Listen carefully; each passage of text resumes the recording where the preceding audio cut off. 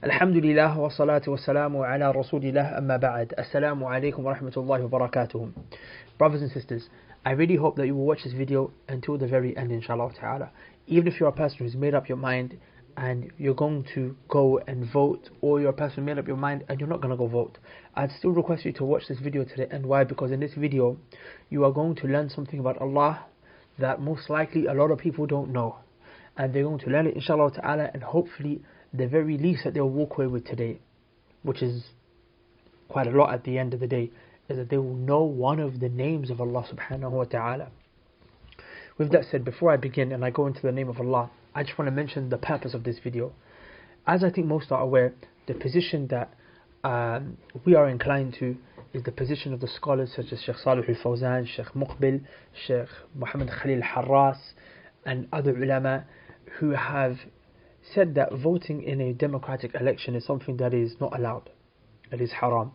And there are many videos that we've done explaining this position of these scholars and why it seems to be the one that's correct. But I wanted to explain to you the intent behind a lot of those fatwa of those scholars.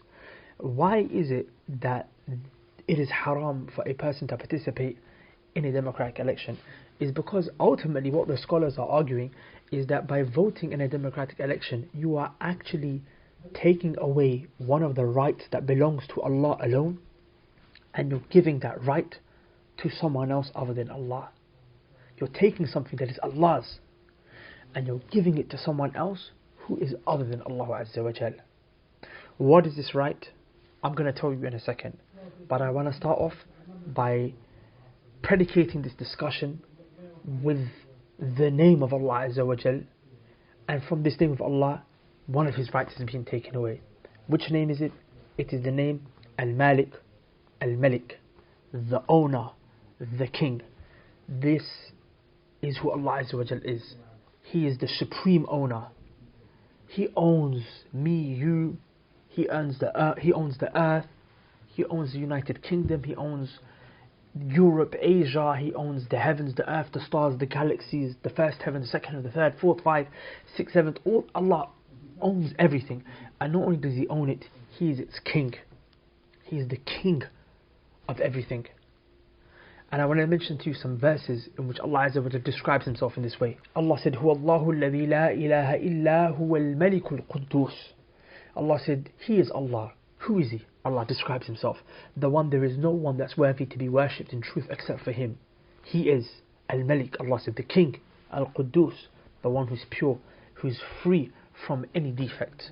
In another ayah, Allah said, فَتَعَالَ اللَّهُ الْمَلِكُ الْحَقِّ. Allah is the Most High. Who is He?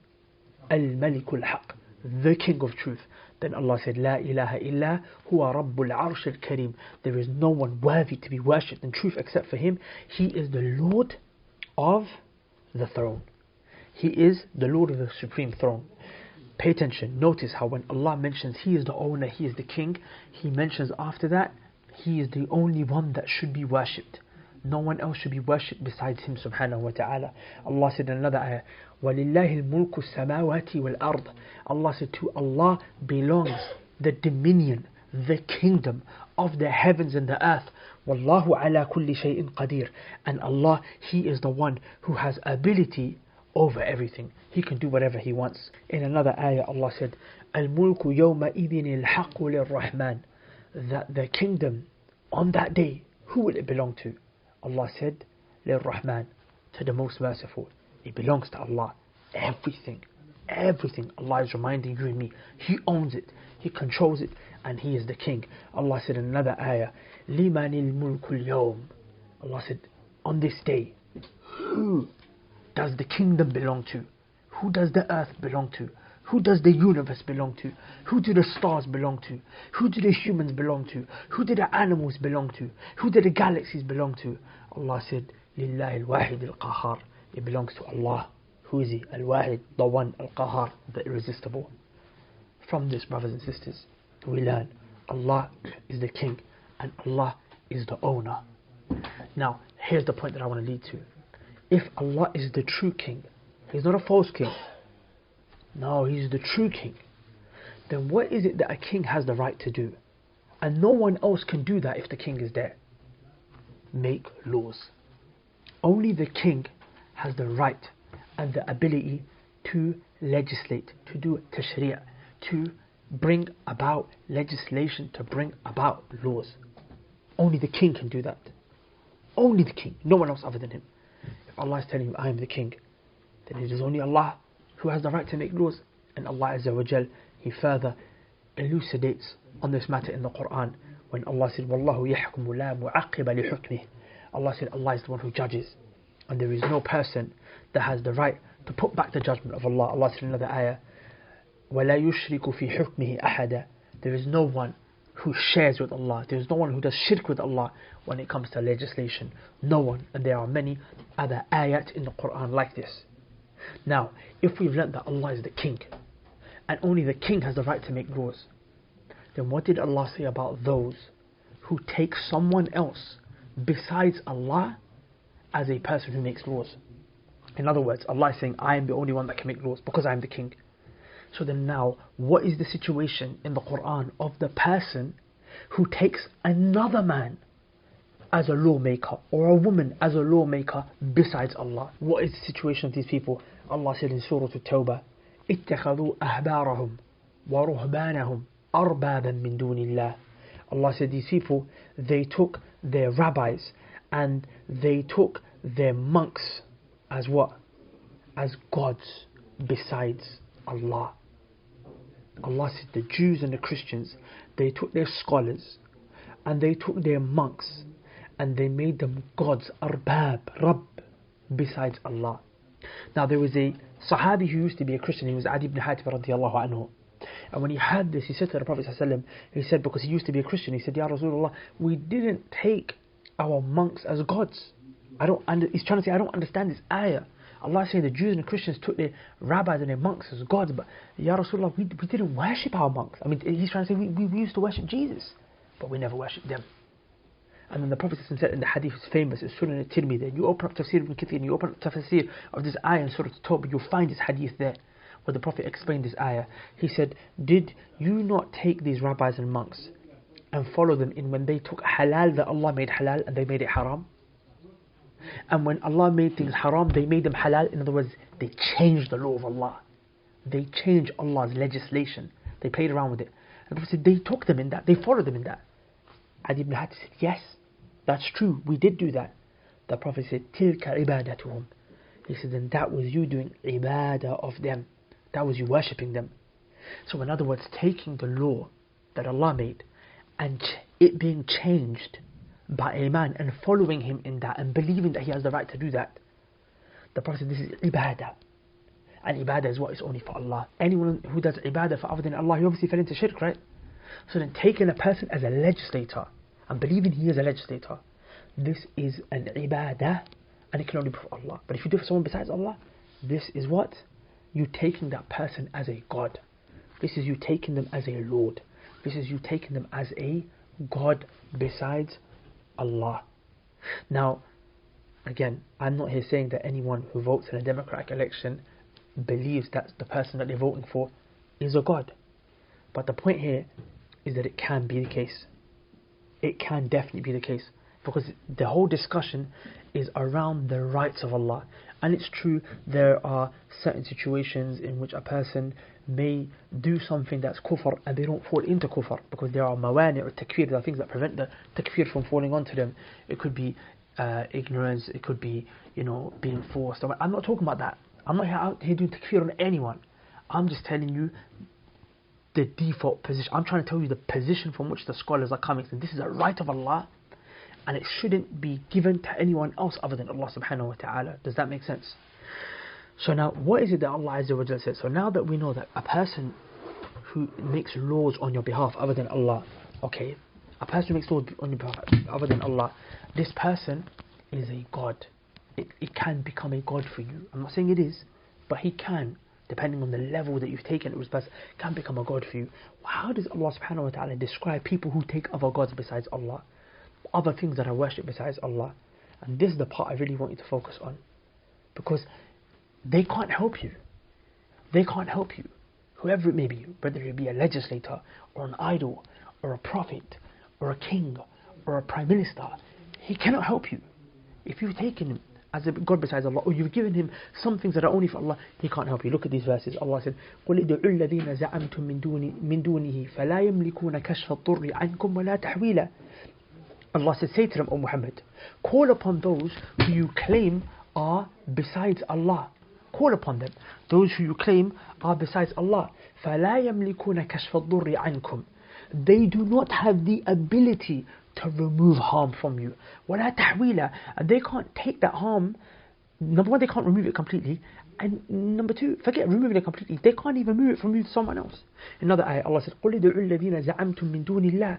Allah says, say to them, those who call upon others that they believe are to be called upon besides Allah, say to them what? لَا يَمْلِكُونَ مِثْقَالَ ذَرَّةٍ فِي السَّمَاوَاتِ وَلَا فِي الْأَرْضِ. These people that you're asking for help besides Allah, whether it be a God that you're taking as an angel or an idol, or a grave, or a saint, or a prophet, or a president, a minister, a legislator besides Allah. What did Allah say? لا يملكون مثقال ذرة. This person, whether it be Jeremy Corbyn, you're trying to vote in favour of him, or whether it be Boris Johnson, the one that you're scared of because you think he might do something bad to you. Allah said, لا يملكون مثقال ذرة. He does not even own an atom. He doesn't even own an atom within the heavens and the earth. So my point is, why are you scared of Boris Johnson? He doesn't own an atom to be able to do something harm to you. Why are you so excited for Jeremy Corbyn? He doesn't own an atom in the heavens and the earth to be able to help you. Not only that, Allah said, وَمَا لَهُمْ فِيهِمَا مِنْ shirk. They don't even share an atom. They don't even have... One is that you own the atom completely, right? Allah said He doesn't even share part of an atom. He doesn't even have slight ownership of an atom. He doesn't even have a tenth of an atom. He doesn't even have a 0.00001% of an atom. He can't. Why is Allah doing this? He said, لا يملكون. They don't have ownership. They don't have mulk. They don't own. Because they don't own, they're not kings. And they can't do anything to help you, to bring help, to push away harm, to bring help. They can't. Only Allah has the right to do these things. So that's why, brothers and sisters, the view and the position is so strong from these scholars, not myself, from these scholars such as Sheikh Salih al-Fawzan, from Sheikh Muqbil, many other ulama, that when a person is going to participate in a democratic election and vote for someone else other than Allah, throughout that vote, because you have to understand democracy, how it works. Democracy is the notion that everyone has the right to make laws. You, me, we all have the right to make laws. And when you vote because you say, if I make law, you make law, we all make law, there's going to be anarchy. We're going to all end up violating each other, destroying each other. So we can't all make laws. So what we do is we elect a candidate and we vote for him. When we vote for him, we transfer our right to make legislation from us to him, and he legislates on our behalf. But we just let only Allah has the right to legislate. So the whole concept of voting is you participate in a process that believes you are a legislator. You are a legislator. Potentially you are a God besides Allah, and then you pass it on to someone else as a God besides Allah. Potentially. I'm not doing takfir of anyone. I don't want anyone to take my words out of context. But this is really and truly what the system is. So now the question comes to mind, so what do? We need help. We're living in this country and they're violating us. So what do? You just keep quiet? No. There is a solution. There's a practical solution. What is it? You go to Allah for help. And how dare anyone sit here right now and say, Allah, that's not practical. وَالْعِيَاذُ بِاللَّهِ. وَالْعِيَاذُ بِاللَّهِ. Allah is very practical. And let me show you what Allah said in the Quran to help increase your conviction in that you should only go to Allah right now. Look what Allah said. Allah said, قُلِ اللَّهُمَّ مَالِكَ الْمُلْكِ. Say to Allah, He is the one who is مَالِكَ الْمُلْكِ. He is the one who owns the kingdom. He owns the heavens and the earth. تُؤْتِ الْمُلْكَ مَنْ تَشَاءُ. He gives the kingdom to whoever He wills. وَتَنْزِعُ الْمُلْكَ مِمَّنْ تَشَاءُ. And He takes it away from whoever He wills.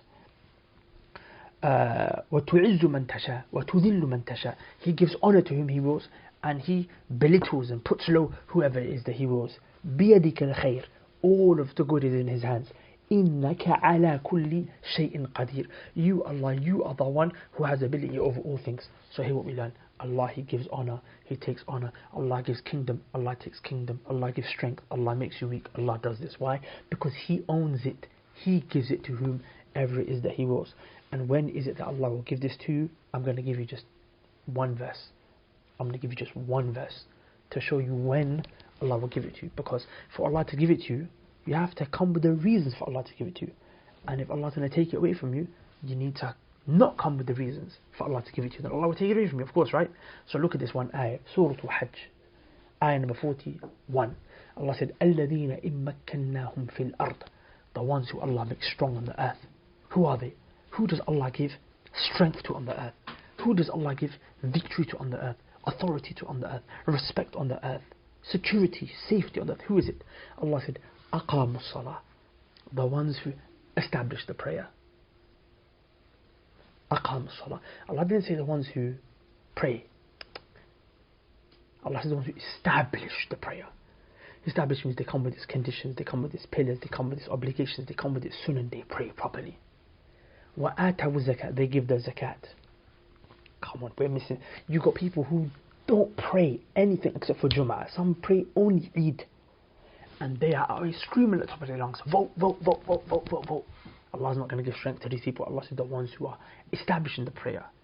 وَآتَوُوا الزَّكَاةَ, they give the zakat. SubhanAllah, most of us don't even know the basics in terms of the ahkam of zakat.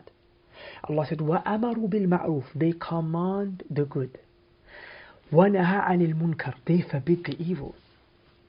People don't even want us to acknowledge the tawheed of Allah that's being violated when it comes to what? Participating in these things.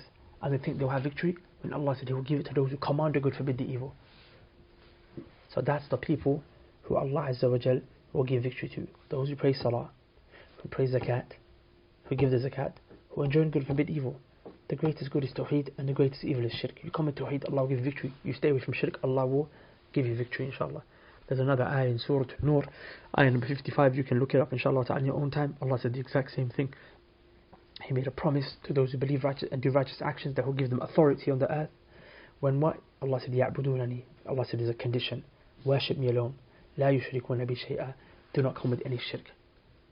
And the last verse that I'll leave you is, inshallah ta'ala, to give you some food for thought before you go and you decide whether you want to vote or make that vote, in case you're thinking that there is someone else that still may be able to help you besides Allah. Allah subhanahu wa ta'ala said, أَمَّن يُجِيبُ الْمُضْطَرَّ إِذَا دَعَاهُ وَيَكْشِفُ السُّوءَ وَيَجْعَلَكُمْ خُلَفَاءَ الْأَرْضِ. Allah said, is He not better than these other people that you're calling on to? These other people that you're asking for help. Is He not better? Who? The one who responds to the one who's in distress. Are you in distress, my brothers and sisters? Is that why you're looking for someone to vote for to help you? Are you in distress? Allah said, is He not better?